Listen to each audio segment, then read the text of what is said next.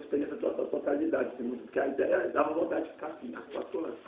Mas é por isso que a gente Em 40, durei até muito, mas assim, achei que era louco, porque eu via também as pessoas super tensas com a hora, preocupadas com medo de serem chamadas de atenção. A gente botou o tempo, porque senão nós vamos ter que trabalhar ali 24 horas mesmo, para que pelo menos 50 pessoas vissem, entendeu? A gente falou, vamos botar um tempo, porque senão as pessoas vão entrar, e a gente não pode superlotar a casa, porque se você atrapalhar também a visitação da gente entrar ali com 20 pessoas na sala, não ia ter jeito.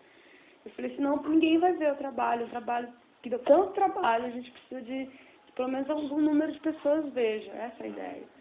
E aí a gente falou, vamos limitar o tempo do público e botar uma pressão mesmo para que as pessoas saiam da casa, senão ninguém vai sair. Não, e era louco, porque quando eu comecei a encontrar as pessoas que já estavam ali, estava todo mundo muito assustado e muito incomodado. E a gente também via como as pessoas estavam lidando com aquilo tudo. E ninguém nem se cumprimentava direito, estava assim, todo mundo meio, olhava meio assim, chegava na fila, todo mundo estava alegrinho, depois que entrava lá, assim, todo mundo estava um pouco assustado, né, então eu acho que a questão a poética, assim, do espaço, dos objetos, do trabalho, quer dizer, por isso que eu fiquei pensando assim, muito, como que foi essa sua encenação, né, e como que você conseguiu fazer uma encenação. E muita gente aqui perguntou, mas como que ela conseguiu fazer aquilo assim? Como que é essa direção? Porque é uma direção que os elementos estavam todos ali. Né? As pessoas esperavam talvez um espetáculo, ficam achando que o diretor queria aquele espetáculo. Estava ali, né? Você materializou uma concepção. A gente ficou pensando aqui, estava ali na luz, na musicalidade, no trabalho dos performers, atores, enfim. Eu acho isso muito... E aí...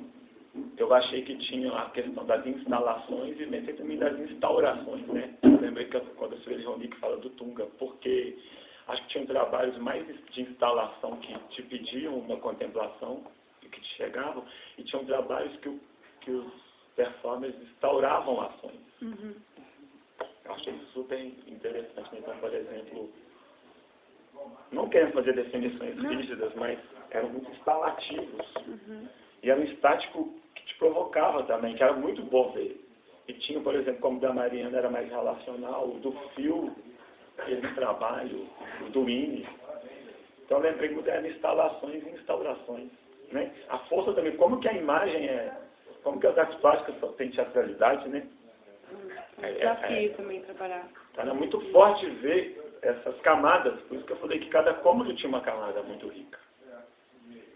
Né? E que como cada instalação tinha uma encarnação e tinha uma narração. E eu não estou falando de uma que eu estou querendo dizer, uma narratividade, não queria dizer uma história sendo contada, mas havia uma possibilidade de se comunicar aquilo que era a questão, ainda que... Né? Depois eu vou te passando isso aqui. Imagens fortes e simbólicas, né? Tinha uma questão imagética muito forte, sensorial, mas muito interessante. A gente conseguia ter, nos chocava. Então era uma coisa assim, te jogava na sensação, mas te trazia para uma questão que você identificava em algum lugar, mas que você tinha um distanciamento crítico para olhar qual era a questão que estava sendo trabalhada ali. Né? Aí eu coloquei, o real surge numa cena plástica e produz uma estética do choque. Né? Aí eu vou falando de algumas coisas que me pegaram, né?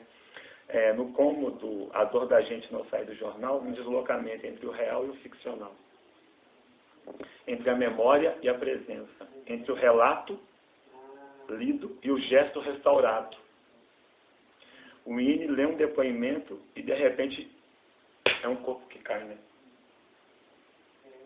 Eu levei um susto com aquilo. Né?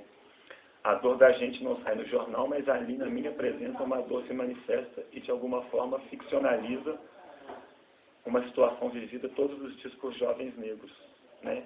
E aí o Rancière fala, né, que a gente não ficcionaliza o real, a gente não pode olhar para o real e problematizar o que é o real, mas né, ele fala disso, ele não distancia. E as histórias eram reais mesmo.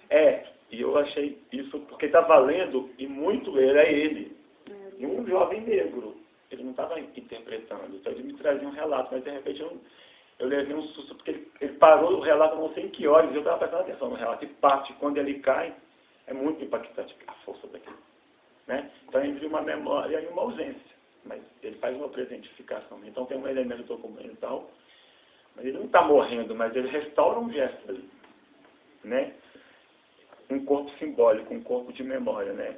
Aí eu até escrevi que essa performance me atualizou a fala da Ileana Diegues, que eu tinha visto ela na UDESC, que ela fala no texto dela, né? O próprio corpo do artista foi espaço e instrumento, para explorar o sucedido a outros corpos. E ela fala, pensar no outro é dar-lhe um lugar em nosso corpo. Eu achei assim, para mim foi, né? Porque cada vez que ele parte, era muito forte a queda dele. E ali eu acho que ele presentificava. Arrancou muitas lágrimas. Muito. Saiu muito impactado. Alguns cômodos, como o Sem Valor, né, do Everton, revelam uma imagem bela e paradoxalmente dolorosa, né? Depois eu tenho um aluno meu que falou que ficou muito incomodado com a questão das marcas. Mas era muito bonito de ver, porque como a gente estava aprisionado, isso faltava assim, né?